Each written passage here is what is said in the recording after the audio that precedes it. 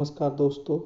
आज हम लोग उत्तर भारत पर महमूद गजनी के आक्रमण के संबंध में विस्तृत चर्चा करेंगे। वस्तुतः उत्तर भारत पे महमूद गजनी का आक्रमण तुर्क आक्रमण के अंतर्गत आता है। हम महमूद गजनी के आक्रमण के साथ ही मोहम्मद गौरी के आक्रमण को भी पढ़ेंगे। साथ ही साथ हम ये भी देखेंगे कि किस प्रकार महमूद गजनी एवं मोहम्मद गौरी के आक्रमण ने भारत में गुलाम वंश की स्थापना की नींव रखी।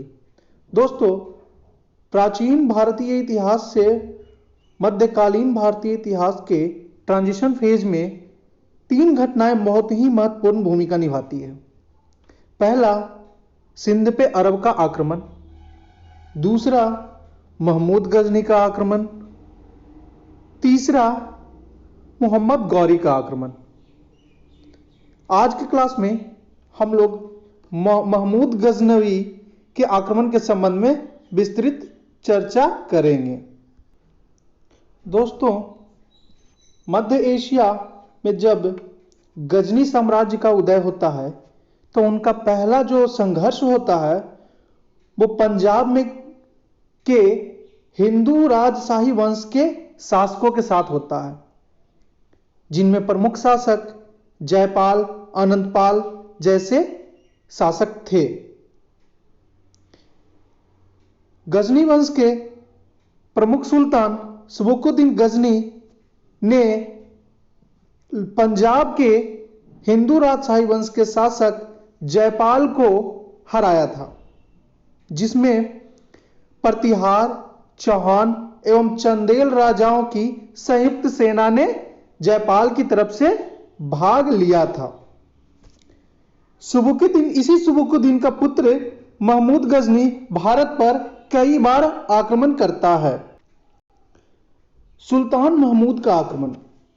अपने पिता की मृत्यु के बाद सुल्तान महमूद सुल्तान बना एवं उसने लगातार कई बार भारत पर आक्रमण किया।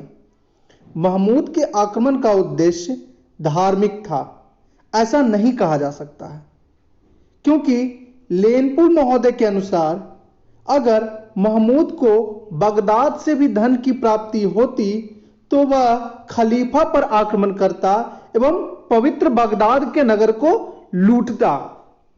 इस तरीके से हम ये नहीं कह सकते हैं कि महमूद गजनी का आक्रमण भारत पे आक्रमण कि सिर्फ और सिर्फ धार्मिक उद्देश्यों तक सीमित था।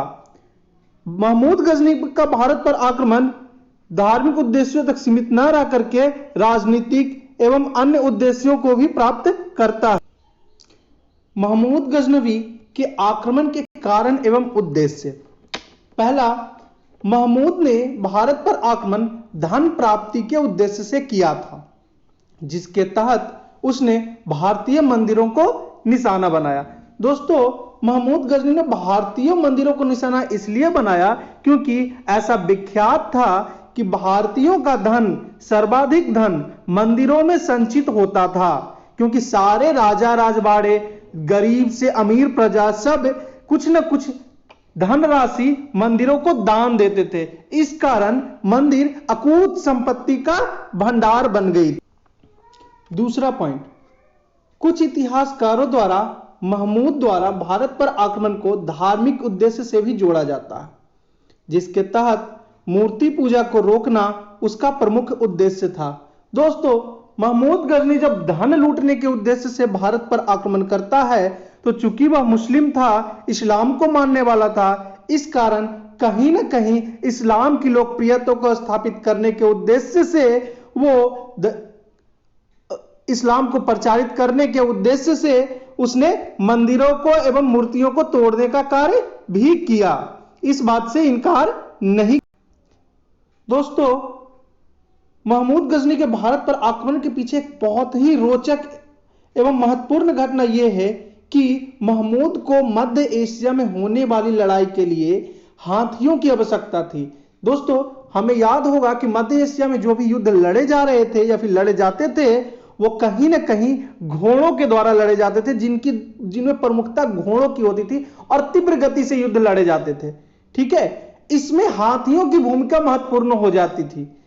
इस कारण हाथियों की आपूर्ति के लिए महमूद को भारत का रुख करना पड़ा और उसने भारत पर आक्रमण किया। दोस्तों, हम इस बात की से भी इनकार नहीं कर सकते हैं कि महमूद गजनी एक बहुत ही महत्वाकांक्षी शासक था। शायद उसकी महत्वाकांक्षा एवं यश प्राप्त करने की इच्छा ने उसे भारत की ओर आकर्षित किया था, क्योंकि उस समय तक भारत की कृति मध्य एशिया एवं उसके पार के देशों तक थी। इसलिए महमूद गजनी ने यश प्राप्ति के उद्देश्य से भारत पर आक्रमण करने की सोची। अगला पॉइंट, भारत उस समय कुशल कारीगरों से परिपूर्ण था जिन्होंने भारत के विकास में मुख्य भूमिका निभाई थी।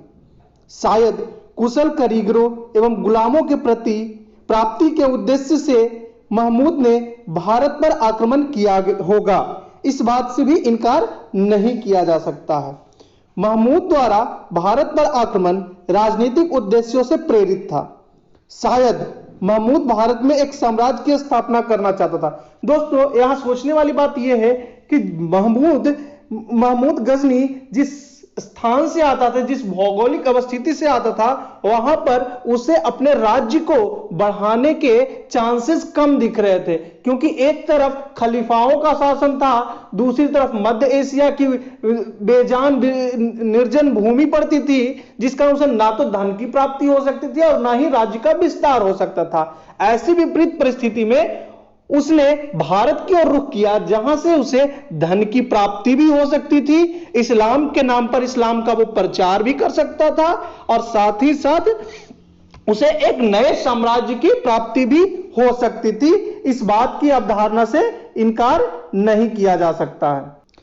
दोस्तों, अगले वीडियो में हम लोग महमूद गजनी पर भारत पे आक्रमण के स्वरूप एवं उसके सफलता के कारणों के ऊपर चर्चा करेंगे।